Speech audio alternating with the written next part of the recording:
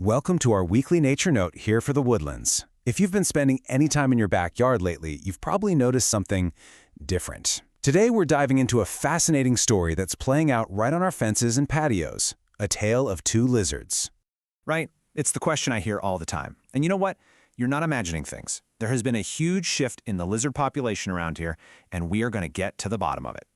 So let's meet one of our main characters. This little guy is the brown anole. If you've seen a small, super quick brown lizard darting around on the ground or on your fence posts, odds are you've already met. Okay, so to really understand what's happening in our yards, we need to properly introduce the two key players in this little backyard drama. On one side, we've got our longtime resident, the native green anole. You know, the one we've all grown up with here in Texas. And on the other side, we have the newcomer, the non-native brown anole, who has, well, really made itself at home. Now, the brown anole isn't exactly brand new to the country. They actually showed up in Florida way back in the 1940s, probably hitching a ride in plant shipments. But their arrival right here is way more recent. They were first spotted down in the Houston area in '87. And get this, they were only officially documented right here in Montgomery County in 2015. That's why it feels like they're suddenly everywhere. So now that they're neighbors, how are they getting along? Well, it's less of a direct fight and more of a classic competition for the best real estate and resources. And this pretty much says it all. Brown anoles, they're a bit more aggressive, and they really like to hang out on the ground and lower parts of trees and fences. This has basically pushed our native green anoles to move on up.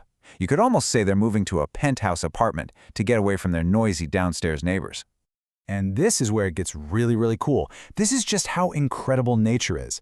Because they're being pushed higher into the trees, some populations of green anoles are actually evolving, like right now, developing larger, stickier toe pads so they can get a better grip. We're watching evolution happen in our own backyards.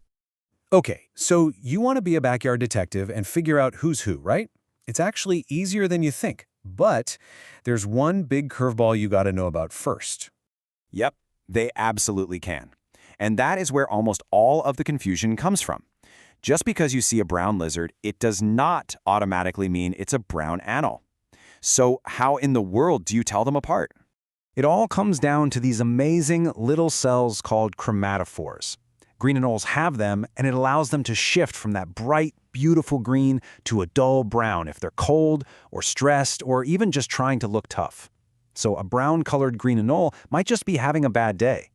Brown anoles, on the other hand, are always some shade of brown or gray. They can't turn green. All right, here's your cheat sheet. First, ignore the main body color for a second and look for patterns. Brown anoles usually have markings, spots, diamonds, maybe a ridge down their back. Greens are almost always a solid color. Next, check out the head. Green anoles have a long, pointy snout, while the brown anoles is shorter and more blunt.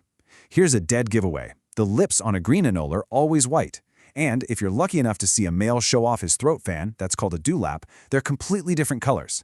The native green has a solid pink one, and the brown anole has a flashy orange-red one with a yellow trim. So what does this whole story really mean for us here in the Woodlands? Well, it's about a lot more than just lizards. It's really about our place in a backyard ecosystem that is constantly changing. You know, it's so easy to label a non-native species as the bad guy, but it's really not that simple. The brown anoles aren't evil. They're a sign of our interconnected world, and they thrive in the kinds of disturbed habitats that we humans create. They're part of the ecosystem now. They eat bugs and, in turn, get eaten by birds and snakes. So here's the good news. We can actually play a really positive role in all this. If you want to help our native green anoles hang on and thrive, the answer is right there in your own yard. So what's the most powerful thing you can do? Well, the science behind it all comes down to this one number. A fantastic study from Stephen F. Austin State University, right here in East Texas, found something incredible. They discovered that garden plots with lots of dense shrubs supported green anole populations that were 16 times greater than plots that were more sparse. It all comes down to giving them a safe place to live. So you can literally build a green anole sanctuary. Plant some native shrubs. Try to create layers in your garden. Some ground cover, some shrubs, some small trees. You're giving them that vertical space they need to escape the competition. And remember what that research said. They love shrubs with more volume. So think big, leafy, and dense.